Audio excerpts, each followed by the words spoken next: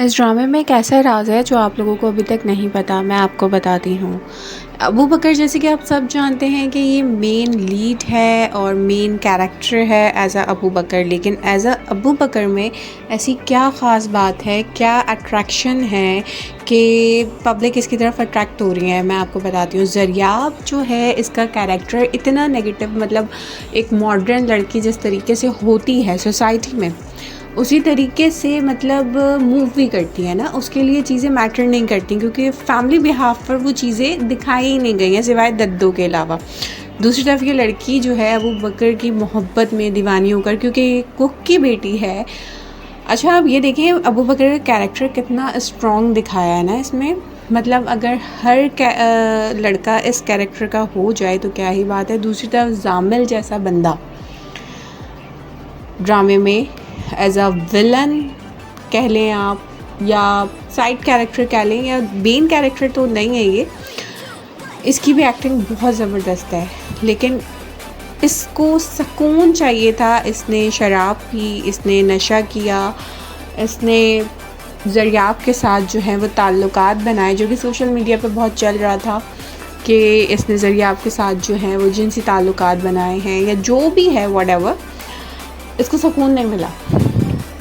इसको सुकून कैसे मिलता है वो मैं आपको आगे बताती हूँ। ज़रियाब ये जब घर वापस आता है अपने, ज़रियाब इससे पूछ रही होती है कि बताओ मुझे, लेकिन ये नहीं बताता क्योंकि ये ज़रियाब को बचपन से जानता है, उसकी मेंटालिटी को जानता है और उसकी वीकनेस को भी जानता है। जो पर्सन ना, आपका चाहे फैमिली मेम्बर हो, फ्रेंड हो, कोई भी हो, जब आपकी वो वीकनेस जानता है ना तो वो उसका बहुत फ़ायदा उठाता है, और ये उसकी वीकनेस जानता है कि मैं।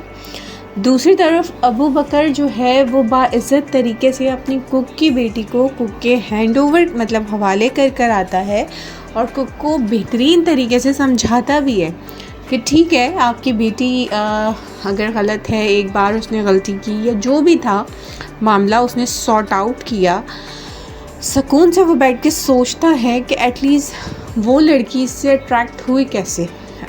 कोई भी अच्छी पर्सनालिटी वाला लड़का जब आता है तो 9-10 की जो लड़कियां होती हैं वो अट्रैक्ट होती हैं।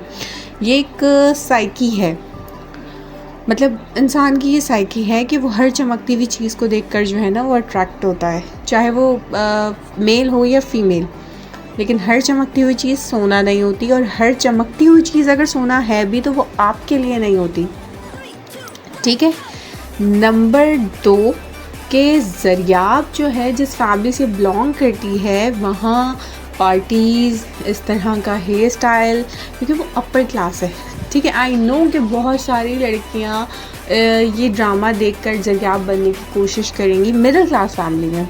ठीक है, लेकिन उनका ना रहन सहन ये है, उनकी जो क्लास है उसमें ये जीन्स टी शर्ट, ये इस तरह से बात करना, पलट के जवाब देना बॉदर नहीं करता। लेकिन जिस क्लास से, जिससे मैं और आप बिलोंग करते हैं ना, वहाँ ये चीज़ें बहुत मैटर करती हैं। देन वो उसकी दोस्त से मिलती है और उससे पूछती है कि एटलीस्ट ऐसा क्यों है, आप मुझे बताएं। तो वो क्या कहता है कि हम लोग तबलीग पे गए थे, मतलब तबलीग राहे खुदा के लिए जब आप निकलते हैं तो जो भी चीज़ आप कर रहे होते हैं, जो भी अमल अंजाम दे रहे होते हैं, वो तबलीग का हिस्सा होता है। दद्दो जो है वो नमाज़ पढ़ रही होती हैं, तो वो दद्दो को बोलती है कि आप थक नहीं जाती तस्बीह और नमाज़ पढ़ के। तो उसकी दादी उसको बोलती है तो मोबाइल यूज़ करके नहीं थकती। तो वो कहती है कि मोबाइल यूज़ करने से तो कम्युनिकेशन होती है।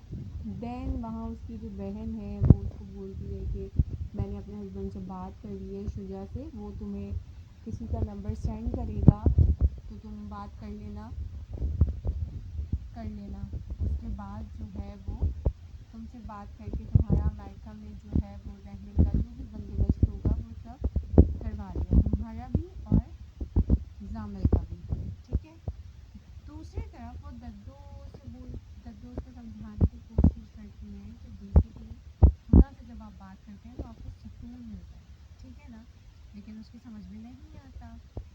उसकी अबू बकर की जो फ्रेंड है, ये शुजा के रिश्तेदार हैं, और उसको अबू बकर को बोलती है कि तुम्हारे पास जो है मैं इनके नंबर सेंड कर रही हूँ, वो या तो खुद कांटेक्ट करेगी, उस पर जाने तक करेगी।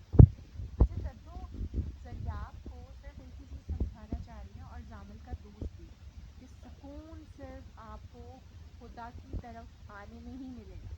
सिर्फ वहीं पर ही सुकून है